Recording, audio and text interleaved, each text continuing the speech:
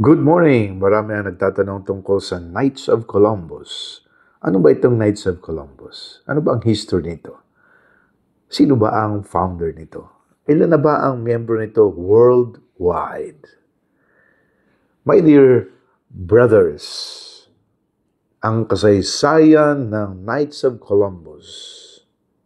Ang Knights of Columbus ay isang kilalang Katolikong kapatirang organisasyon na itinatag sa Estados Unidos noong huling bahagi ng 19th century na nakatuon sa pagpapalaganap ng praktikal na Katolisismo, kawanggawa, edukasyon at pagtutulungan sa mga miyembro nito itinatag sa gitna ng mga hamong kinaharap ng mga komunidad ng Katolikong imigrante.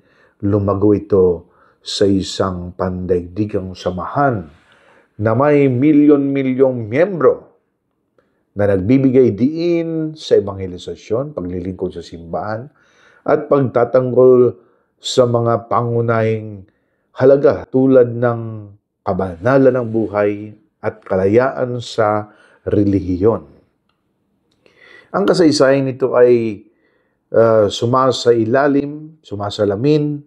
sa isang pangako sa pagbuo ng isang sumusuportang network para sa mga Katolikong lalaki habang isinusulong ang misyon ng simbahan gaya ng mga pinatunayan ng pagpatuloy na pag-endorso ng mga papa sa loob ng mahigit isang siglo. Pagtatatag at maagang pag-unlad. Ang Knights of Columbus ay itinatag noong Pebrero 1882 sa New Haven, Connecticut, ng isang grupo ng mga Katolikong laymen sa ilalim ng espiritual na patnubay ni Padre Michael J. McGivney, katulong na pastor sa simbahan ng St. Mary. Kabilang sa mga incorporators sina Padre McGivney, Padre Lauter, James Mullen, Cornelius Driscoll, Dr. O'Connor, Daniel Colwell, William Gary, John Kerrigan, Bartholomew Heli, at Michael Curran. Ang pangunahing layunin ng organisasyon ay ang itaguyod ang praktikal na Katolisismo sa mga miyembro, suportahan ang edukasyon at gawaing kawanggawa ng Katoliko at magbigay ng pinansyal na seguridad sa pamamagitan ng isang departamento na siguro upang tulungan ang mga pamilya ng mga miyembrong namatay, tulungan ang mga kahinaan ng mga Katolikong imigrante mula sa uring manggagawa at kadalasang walang suportang network na nakaharap sa anti-Katolikong pagtatanggi. Ang unang subordinate council, ang San Salvador, number 1, ay itinatag noong Mayo 15, 1882 sa New Haven. Ang unang paglago ay nakatuon sa Connecticut, kung saan nabuo ang mga council sa iba't ibang lungsod at bayan. Nagsimula ang pagpapalawak sa labas ng mga hangganan ng estado noong Abril 15, 1885 sa isang konseho sa Westerly, Rhode Island upang pamahalaan ang mabilis na pag-unlad na ito. Nagtatag ng kataas-taasang komite ng kataas-taasang konseho noong 1885 na binubuo ng komite at mga delegado mula sa mga subordinate councils, isa sa bawat 50 miyembro pagsapit ng 1886, dahil sa dumaraming bilang ng mga delegado, muling inayos ito bilang lupon ng pamahalaan. Kabilang ang lupon ng mga direktor at mga kinatawan mula sa bawat nasasakupang konseho, ang Grand Knight at isang Past Grand Knight. Naganap ang karagdagang pag-aayos noong 1892 sa paglikha ng mga konseho ng Estado kung saan bawat isa ay nagpadala ng 2 kinatawan mula sa mga nasasakupang konseho sa loob ng Estado. Ang ebolusyong ito ng organisasyon ay nagbigay daan sa mga kabalyero upang epektibong lumawak mula sa isang lokal na inisyatiba tungo sa isang strukturadong kapatirang samahan na mamaaring mag-ugnay ng mga gawaing kawanggawa at pagsuporta sa buong bansa. Mula nang itatag ito, ang Knights of Columbus ay naging sagot sa mga pangangailangang panlipunan tulad ng pagprotekta sa mga byuda at ulila habang pinapalakas ang pagkakakilanlang Katoliko sa isang lipunang karamihan ay Protestante. Paglago at pandaigdigang epekto. Sa paglipas ng mga dekada, malaki ang paglawak ng Knights of Columbus.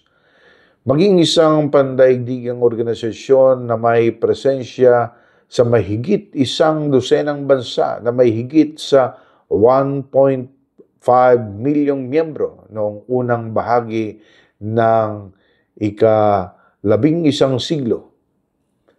Ang programang ito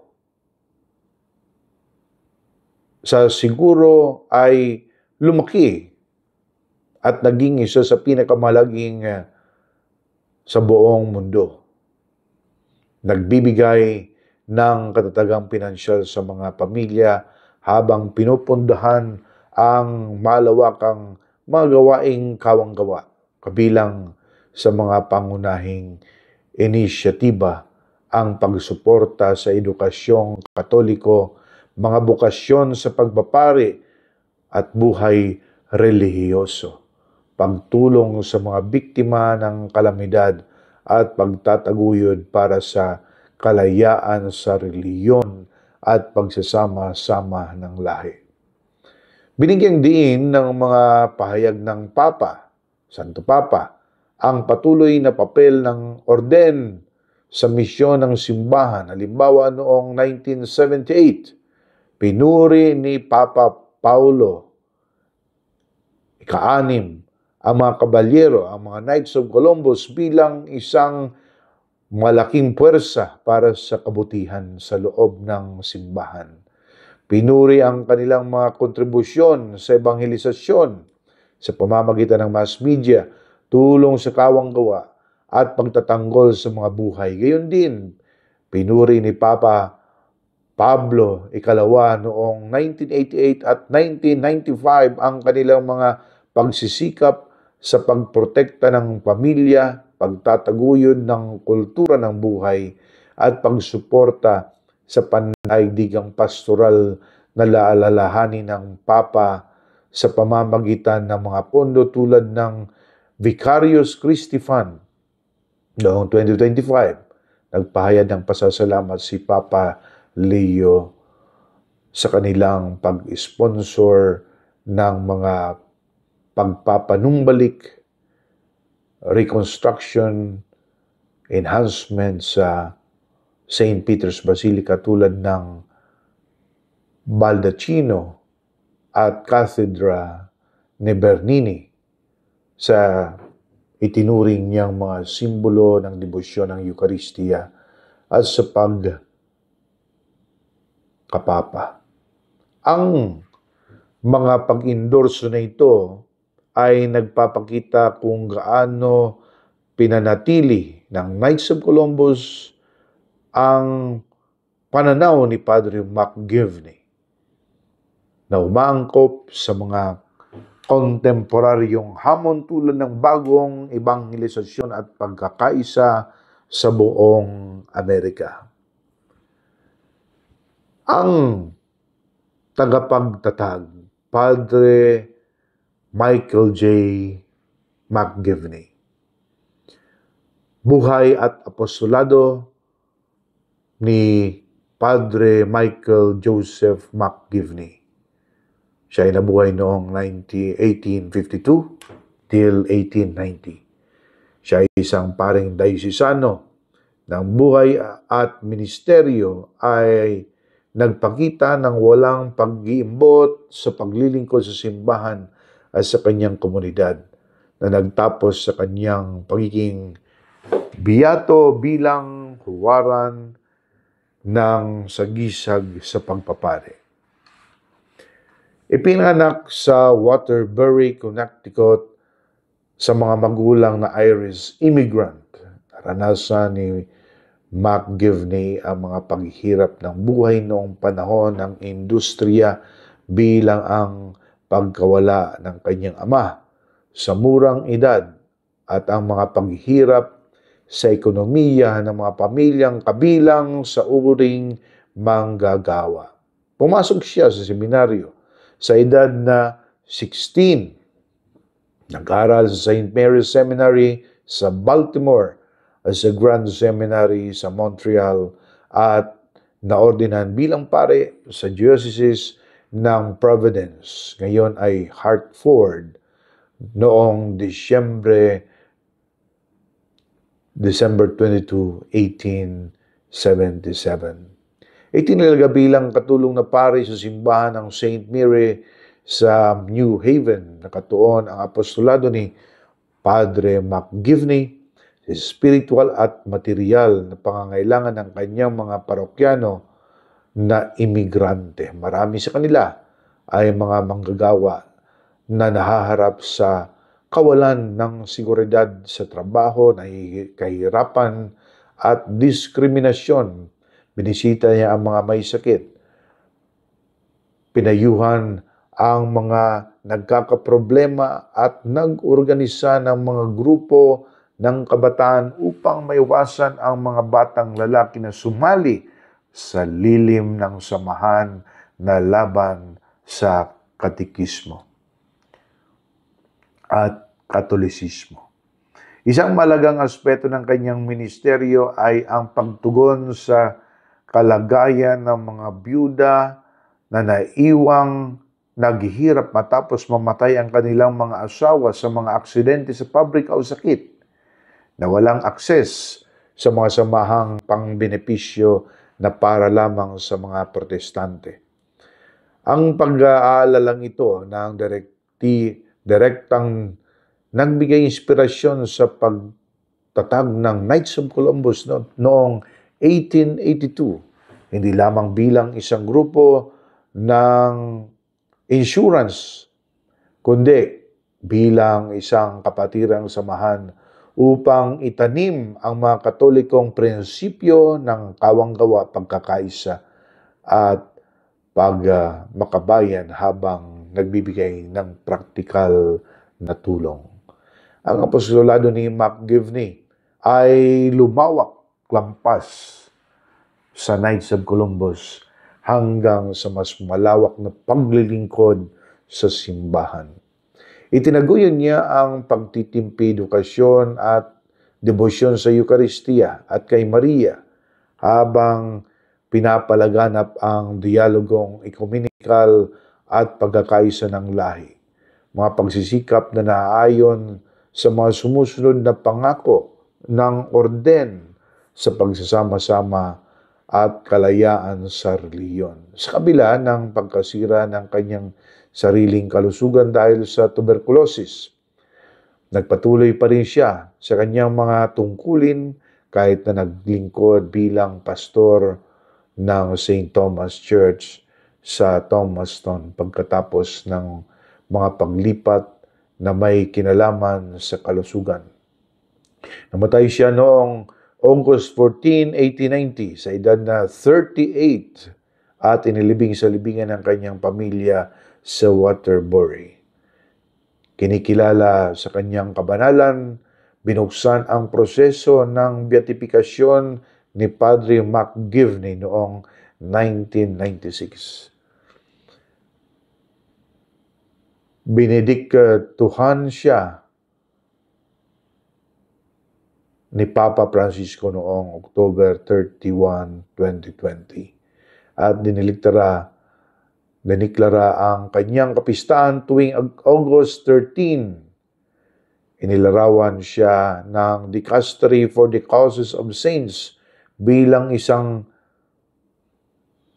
diocesan priest and founder na ang pamana ay ang nagpapatuloy sa pamamagitan ng Knights of Columbus, isang organisasyong kasalukuyang nakikibahagi sa buong mundo sa ebanghelisasyon, kawanggawa, pagsasama-sama ng lahi, at pagtatanggol sa kalayaan ng reliyon na sumasalamin sa kanyang pananaw ng praktikal na pananampalataya sa gawa. 6 na papa mula kay Papa Pablo ika-6 hanggang kay Leo XIV ang humiling ng kanyang pamamagitan o intersesyon na nagpapatunay sa kanyang papel sa pagbuo ng simbahang naglilingkod at nagbibigay pag-asa. Sa buod, ang Knights of Columbus ay nagsimula bilang isang mahalagang suporta para sa mga Katolikong imigrante noong 19th century at nagbago sa ilalim ng inspirasyon ni Padre McGivney noong maging isang pandaigdigang puwersa para sa kawanggawa at pananampalataya. Ang kanyang buhay na puno ng dedikasyon sa pagka-saserdote ay patuloy na gumagabay sa misyon ng orden, gaya ng pinagtibay ng mga otoridad ng simbahan sa iba't ibang henerasyon. Ito po si Padre Ben Barameda ng Apostolic Vicariate of Northern Arabia, comprising Bahrain, Kuwait, Qatar, and Saudi. Magandang umaga sa inyong lahat. Tayo po ay sinusulong natin ang Knights of Columbus. God bless everyone.